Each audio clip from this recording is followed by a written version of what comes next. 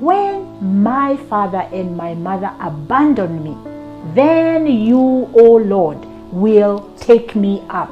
And that is where I want us to start. Psalm Deborah. 27 verse 10. Yes. It is really true that when your father and your mother forsake you, God takes care of you.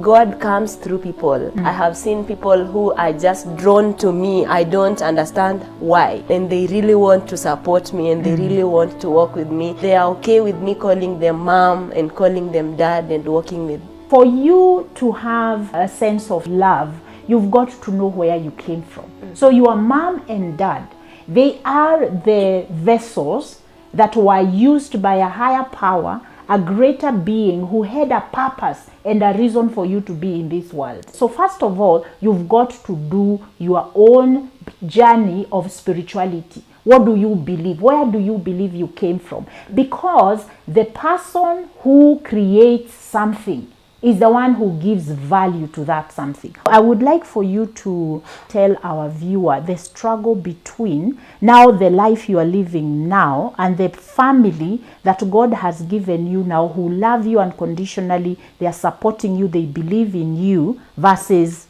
the ones who rejected. Sometimes there's that feeling of feeling you don't belong sometimes.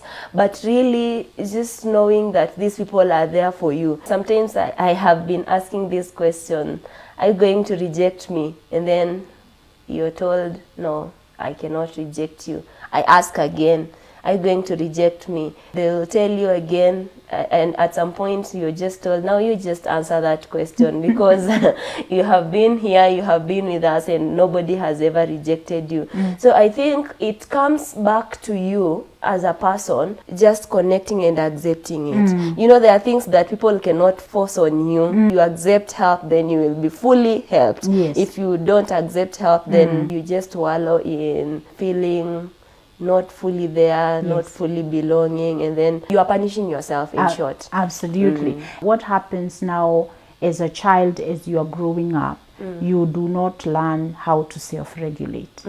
So you shut down. When you become an adult and you start feeling, you don't know what to do with those feelings. You don't know. And they are so strong. They are so strong. That's why sometimes we need therapy and Jesus. Yes. Because there are things that you really cannot understand or comprehend on your own. Yeah, you need someone to walk through the process with you. Yes. Yeah. When you're thinking in terms of forgiving or letting go of the pain, tell us a little bit about the struggle. The struggle is real with forgiveness. There's a difference between forgiveness and reconciliation. You can actually forgive someone without reconciling with them. You just have to let them go. You just have to let them be and live your life now. Yeah. And I always thought I have to meet this father, I have to meet this mother and just have a conversation with them and let them know that this is what you put me into and this is how you've affected me and I hate you and all those things, blah blah blah. But I came to realize that it's not worth all that. Your personality, the combination of the choleric and the melancholic is very strong because they feel strongly about getting results and strongly about being able to do things right. Justice oriented. There is the dichotomy of the wounded child and the grown, grown Deborah. 27-year-old. Yes, and you can tell the viewer what I normally tell you. Yeah, sometimes we are talking and then I'll hear you tell me, can I now talk to the 27? This is wounded Deborah. Can I talk to the 27-year-old? Yes. And then, yeah, we have a conversation. Whenever we go into distress, especially psychological distress, what happens is that we revert into a child state, and now we are relating with the world from a child state. What we have done is holding space for her, but also helping her to rise above that. And so there are times when Deborah still struggles with going into deep feelings of low, and we are always kind of walking through that by reminding her, this girl here is a powerhouse, and that is what choleric melancholics are. They are powerhouses. It depends on what they focus their mind on. So if they focus on the past and the pain, that's what their life will be.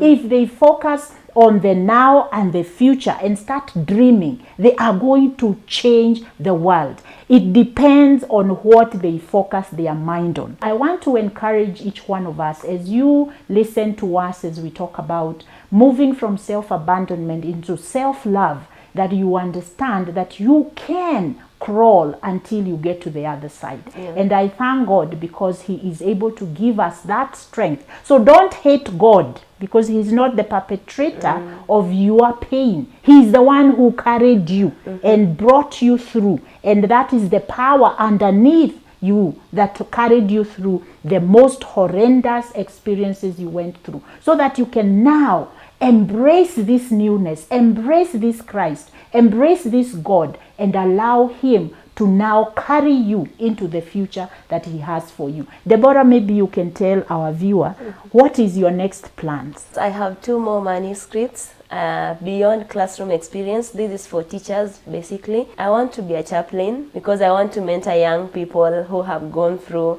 hurtful situations like mine, and I want them to thrive. I have a lot of classes that I do, and if you click on our website, you will see I do a lot of classes on healing the inner child, so that you can live the life that God has desired for you. I'm doing this not because of theory, it's because I have also experienced it.